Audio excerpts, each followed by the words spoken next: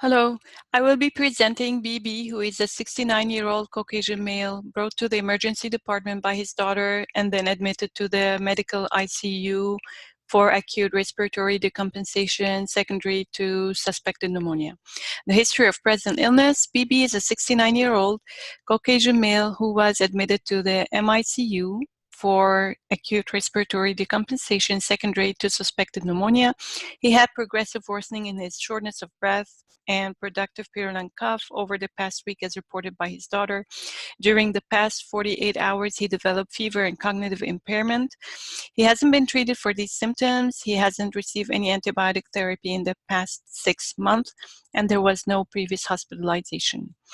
He was brought to the emergency department by his daughter when his blood pressure was 92/40 millimeter mercury and heart rate was 89 beat per minute. At the emergency department, he was started on 2 liters of, or he has received 2 liters of normal saline and heated high-flow nasal cannula, which improved his blood pressure up to 120/70 millimeter mercury. He was then admitted to the MICU for potential critical care and possible need for mechanical ventilation. His daughter stated that he was compliant on his all his home medications. So the past medical history: he has congestive heart failure, class 2C, with reduced ejection fraction, 34%, diagnosed in 2018. He is diagnosed with hyperlipidemia, but no history of myocardial infarction, peripheral artery disease, or coronary artery disease. He has hypertension, diagnosed in 2001, and diabetes type 2, diagnosed back in 1998.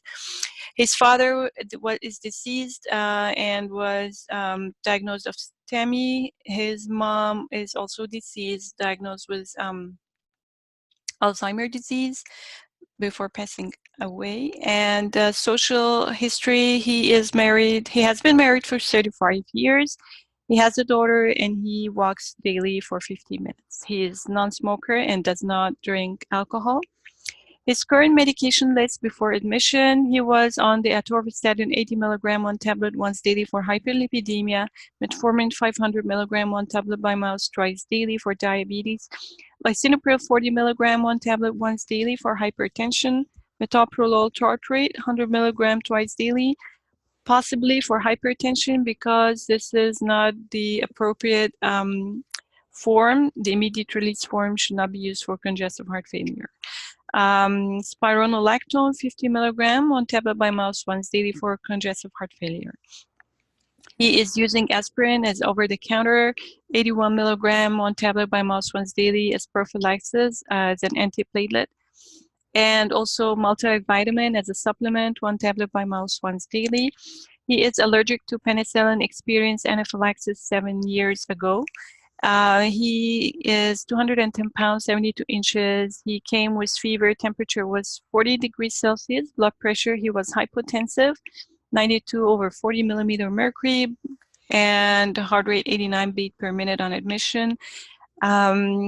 His breast: he was respiratory evaluation. He was on 35 breaths per minute with 95% oxygen saturation on the 4-liter nasal cannula. His chest X-ray showed diffuse multilobar and bilateral opacities, which is representative of severe pneumonia. He, according to the guideline definition, because his BUN was more than or equal to 20 milligram per deciliter, this is indicative of uremia.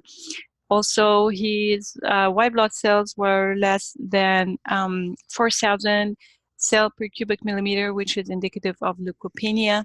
He also has thrombocytopenia. His platelet count was 120,000 cells per cubic millimeter. And also he has the serum reactive C-reactive protein was 167 milligram per liter, indicative of an inflammatory response. He has no vaccination history, no records. So the prioritized problem list: he has acute respiratory decompensation secondary to suspected community-acquired pneumonia. His we also need to evaluate his inpatient hyperglycemia, ICU prophylaxis, diabetes type 2, blood sugar management, congestive heart failure, class 2C with a reduced ejection fraction of 34%, his hyperlipidemia, hypertension, secondary prevention of coronary artery disease, and assessment of his vaccination. So first, assessing his disease, he has an uncontrolled community-acquired pneumonia. According to the guidelines, since he possesses the following: he has a respiratory rate of more or equal to 30 breaths per minute, multilobar infiltrates, uremia. His BUN is more or equal to 20 milligram per deciliter. He is confused, disoriented. He has leukopenia, thrombocytopenia, and hypotensive on admission. Since he has no recent history of hospitalization, the community-acquired source of infection is suspected, and he has no recent antibiotic therapy in the past 6 months. His chest X-ray showing the diffuse bilateral multilobar opacities representing severe pneumonia. Staging of the disease, according to the CURB 65 criteria, he is confused with uremia, high respiratory rate, low blood pressure, older than 65 years. So that's a strong recommendation.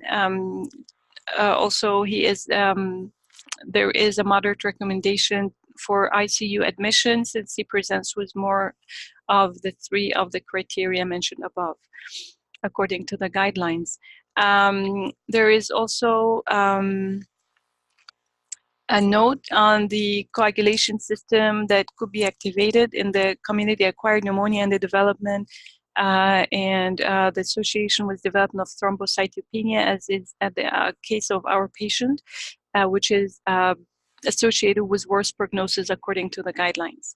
So the current therapy, the azithromycin 500 milligram IV once daily recommended, is suboptimal and inappropriate. He should be started on an empiric treatment, fluoroquinolone, such as levofloxacin, or a macrolide, such as azithromycin, plus parenteral beta-lactam, beta-lactamase inhibitor, or parenteral cephalosporin.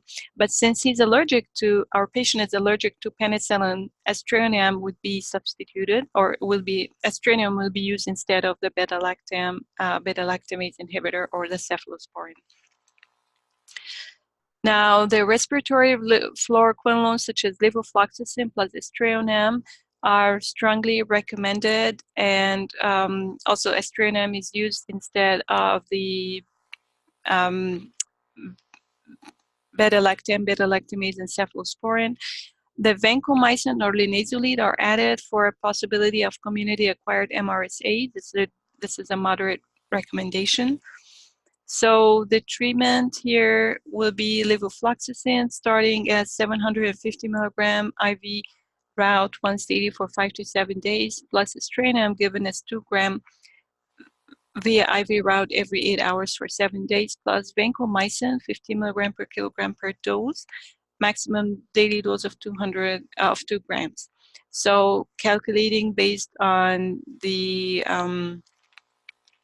weight of our patient, he will receive 1500 milligram via IV route every 8 to 12 hours, and it's further adjusted after the 4th dose to obtain a trough concentration of 15 to 20 microgram per ml. Now, the duration of therapy, he should be treated for a minimum of 5 days.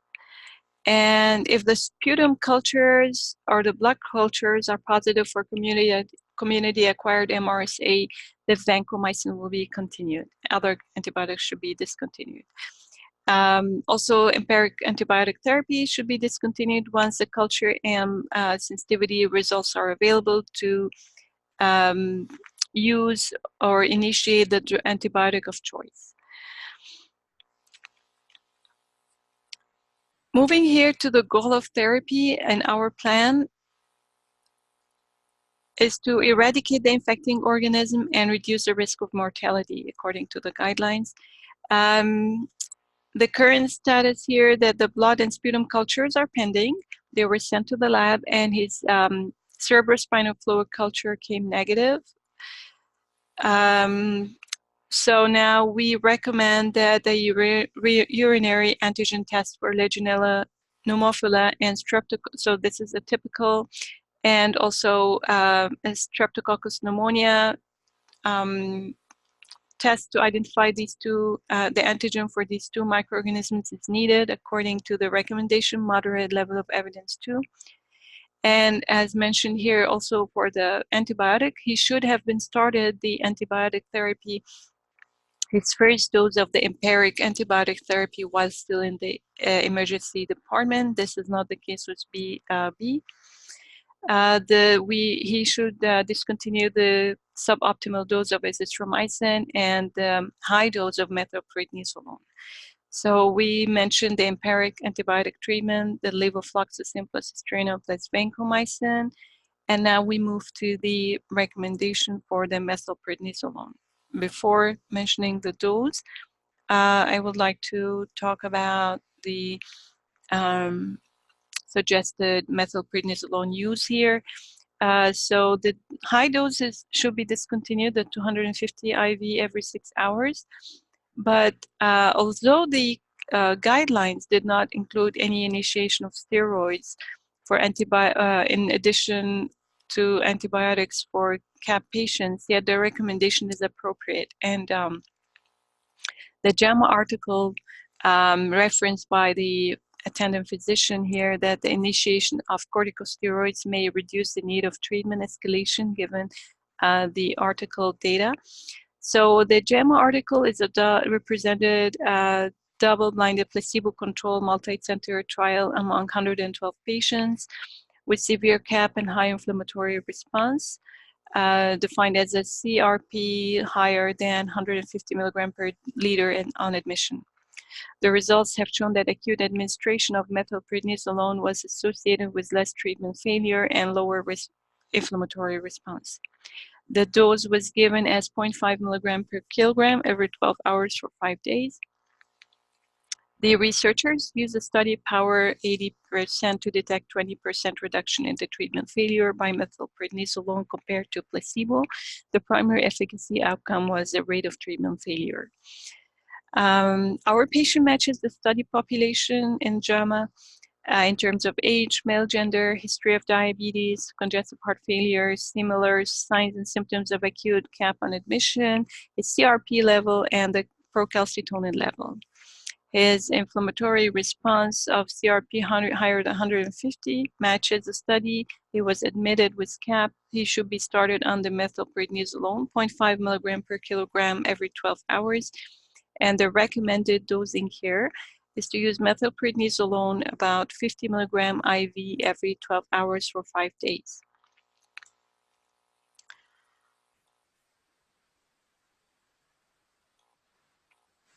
So now our argument is in favor of the JAMA article. We use the, I use the following mesh terms for PICO search and PubMed. And first, this data was presented by Fernandez et al.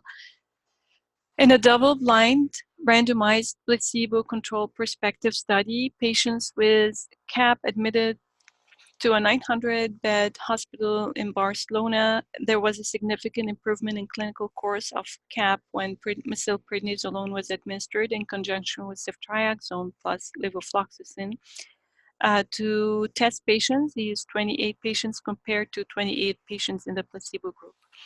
In addition, some inflammatory markers showed a significant lower blood concentration in the placebo group. Lower blood concentration, in the steroid group.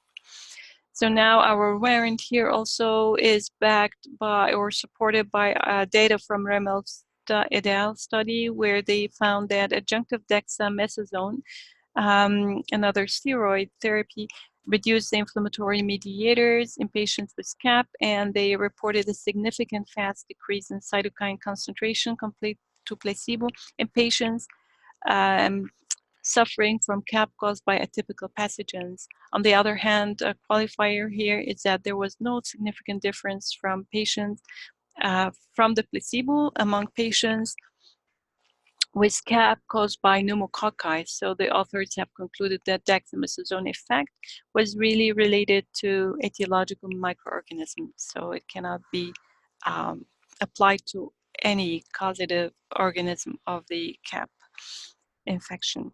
So backing the evidence to back the warrant by data, this article here shows the efficacy of corticosteroids in treatment of CAP in patients requiring hospitalization.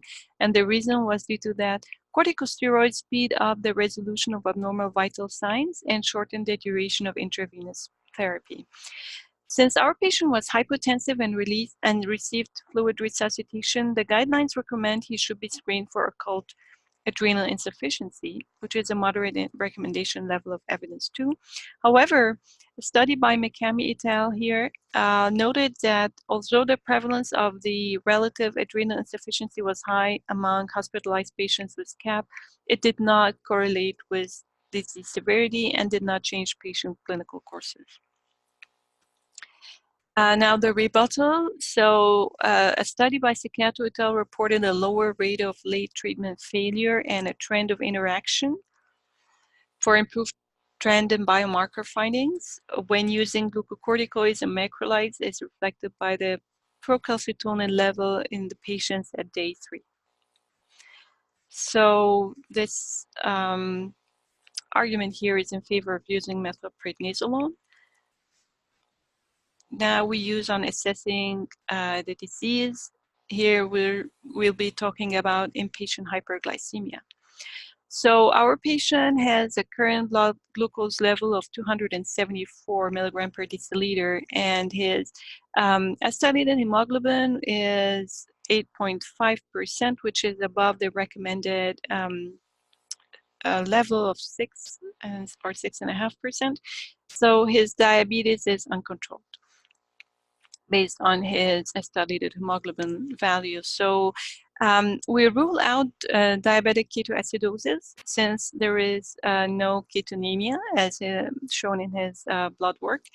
Bicarbonate is within normal levels. It's higher than 50 milliequivalent per liter, ruling out acidosis, and he's not dehydrated as per the physician's report. HHS is ruled out since blood glucose level is less than 800 to 1000 milligram per deciliter. So it is strongly recommended with a high quality of evidence not to use intensive insulin therapy if he's ever started on insulin. And the target blood sugar level should be lowered to the range of 140 to 200 milligram per deciliter when using insulin as a therapy, according to the guidelines. So insulin administered via the IV route has a short half-life, usually 30 minutes, and is an advantage to allow flexibility in adjusting the infusion rate. In the review by Paris and Pascal, the authors have pointed out to the recommendation by the Society of Critical Care Medicine and the Society of Thoracic Surgeons, the blood glucose level higher than 180 milligram per deciliter, which is the case in our patient, requires initiation of insulin therapy for patients in the ICU, and thus this also is applicable for our patient, and that the target blood glucose level should be in the range of 140 to 180. So moving back to the recommended therapy here, we would, I would suggest also that continuous infusion of short-acting insulin, such as regular insulin, used as 100 unit per ml, where 1 milliliter will be added to 100 milliliter of normal saline for a final concentration of 1 unit per ml. Now, if the possibility that the IV insulin is discontinued while the patient is still on the methylprednisolone or needs further blood glucose adjustment, an intermediate acting insulin such as MPH could be given subcutaneously. Moving back here to our assessment, because there is a contributing factor here when methylprednisolone is used, this could affect the blood glucose level. So this could be an additional risk of causing hyperglycemia. So this is backed by an article here where continuous insulin infusion is suggested by the Endocrine Society for patients with difficult to control hyperglycemia while still receiving high dose glucocorticoids, and this is the case with our patient. Now, a weight-based insulin dose of 0.3 to 0.5 unit per kilogram per day is suggested, with tapering of insulin in parallel with the steroid taper. Blood glucose is reported to be raised within 4 to 6 hours after glucocorticoid administration. Thus, intermediate-acting insulin is a good choice to manage blood glucose levels since IV insulin is discontinued and if patient is still on the methylprednisolone. According to Imperi's and Lansing report here. And this is why we suggested the continuous infusion of the short-acting insulin and also switching to the intermediate, the MPH, if the methylprednisolone is tapered or is discontinued.